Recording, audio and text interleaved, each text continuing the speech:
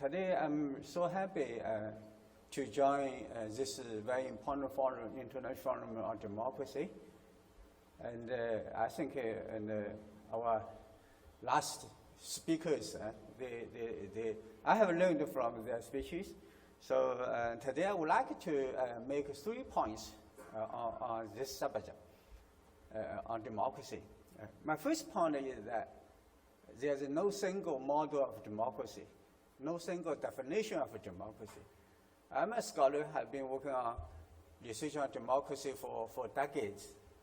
And almost every scholar has his or her own definition of democracy.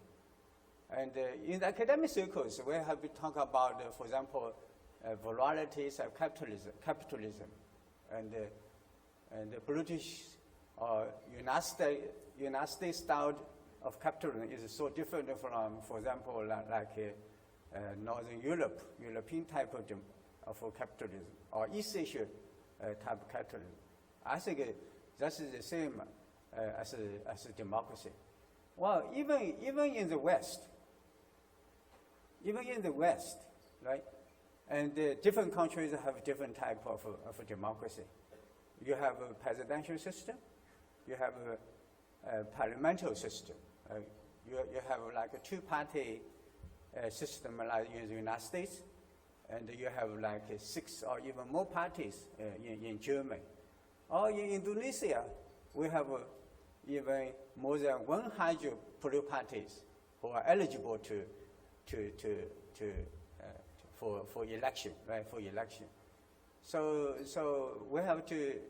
So since modern time, I think all modern democracies are based on their respective civilizations, culture, and national condition.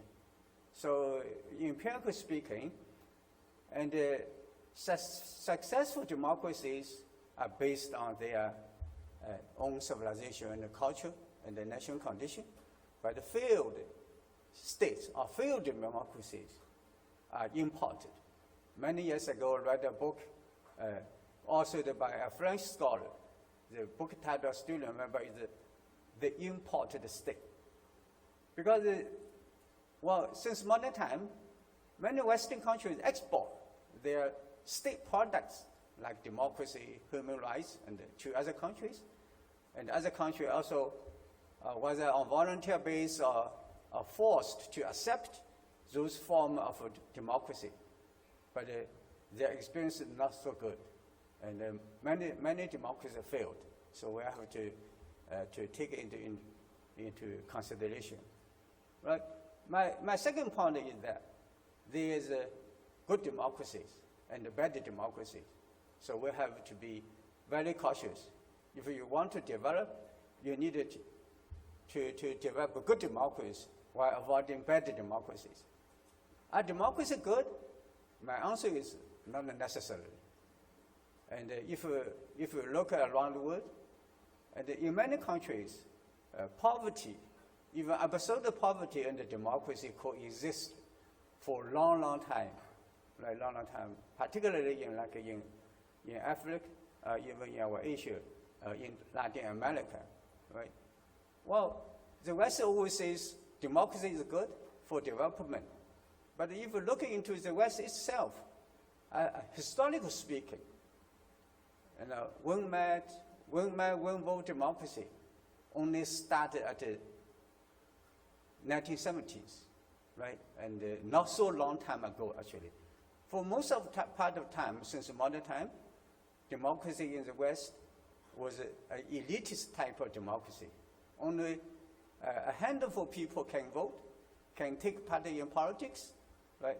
Majority of people, women, minorities, were not eligible to take part in the political process. So that's the I summarize the good path of development. You have to develop your economy first, then you enjoy social rights like welfare, then you come into political rights. No country so far has realized so-called human rights, many types of human rights simultaneously, right? You have to realize your rights step by step. Economic rights first, then social, then political, right?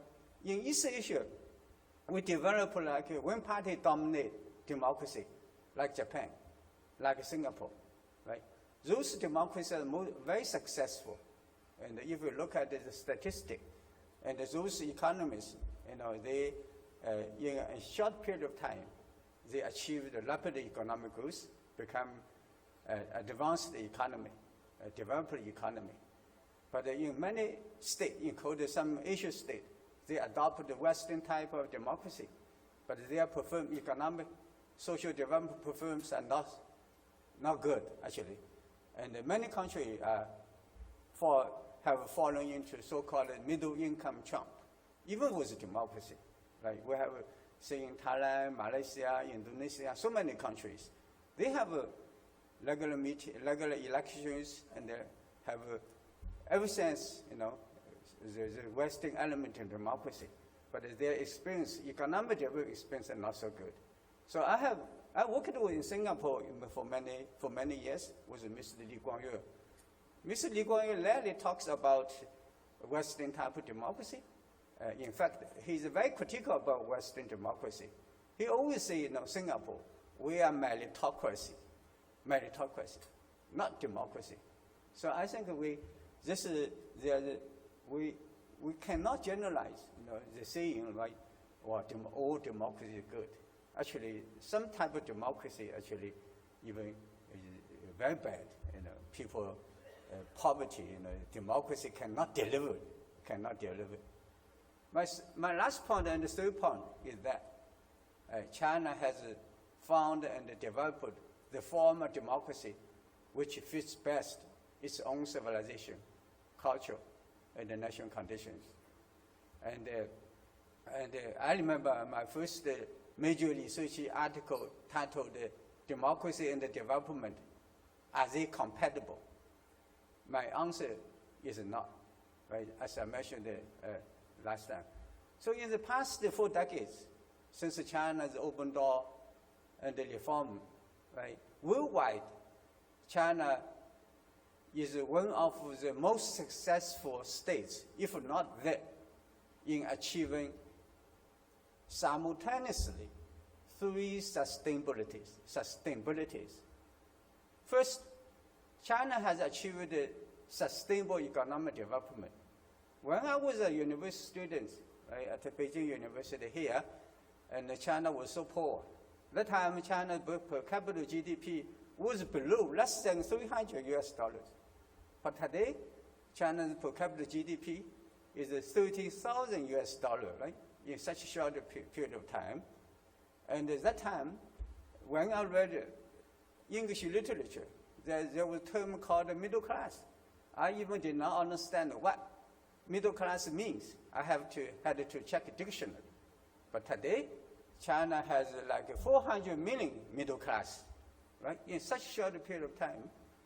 Most importantly, like our last gentleman mentioned, Chinese government, China was able to help more than 800 million people out of absolute poverty. Well, all those figures are really, if you looking into the history of world economic history, all those figures point to all different kinds of miracles, right? So sustainable economic development is very important. Like if you're a Marxist, you believe economy is important, is the base. We have witnessed. If the economy is good, whether you are democracy, non-democracy, people will be happy. If your economic becomes so bad, whether democracy, not democracy, people will not be happy, right? So don't overemphasize this democracy. Second, China has achieved sustainable social stability. That's very important. Well, many Western countries, like the United States, British, right, they also achieved in the past 4 decades, has a reasonable good economic growth, but their society now become unstable. The rise of populism, right? Many people follow poverty level, right? Like in the United States. Well, the proportion of the United States, the middle class proportion of the United States, it's a amazing story. The decline, the shrinking of the size of middle class. Until the early 70s, the size of U.S. middle class was still about 60 to 70%. But today, U.S. middle class, shrinking to like 50%. That's why that provided the base of the rise of populism in the United States. But China, of course, globalization also affects China's income inequality. Inequality actually, and also is very, very, very serious. But nevertheless, the Chinese government is a government which is deliver its economic good to people, as I mentioned, more than 800 million people out of poverty, absolute poverty. That means China has achieved basic level of social justice, or basic level of social justice. That's very important. That's the base for the stability. Then the third, sustainability is very important. That many Western scholars ignored, that China's sustainable institutional innovation, right? That's very important. That's China has the party system, that is the Communist Party-centered system. That system should have demonstrated its flexibility, sustainability itself. So when we talk about the modernization in China, I believe the Chinese Communist Party today is the most modernized political party in this world. Of course, I can talk a lot on this regard. I never mentioned my own work, in this kind of forum. But today I want to make exceptional. Lately, I just published my book called "Civilization and the Chinese Body Polity." It took me more than 20 years to finish that book. The book was released by Routledge in London and New York. It's a huge book, 660 pages, right? Originally, the public tell me, you should publish it in 3 volumes. I think I just put together one single volume. It looks good.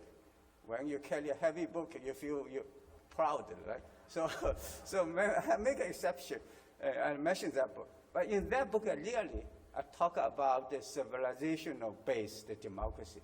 Very important. I hope every country can find a form of democracy which fits its own civilization, culture, and the national condition. That's the base for future success. Thank you.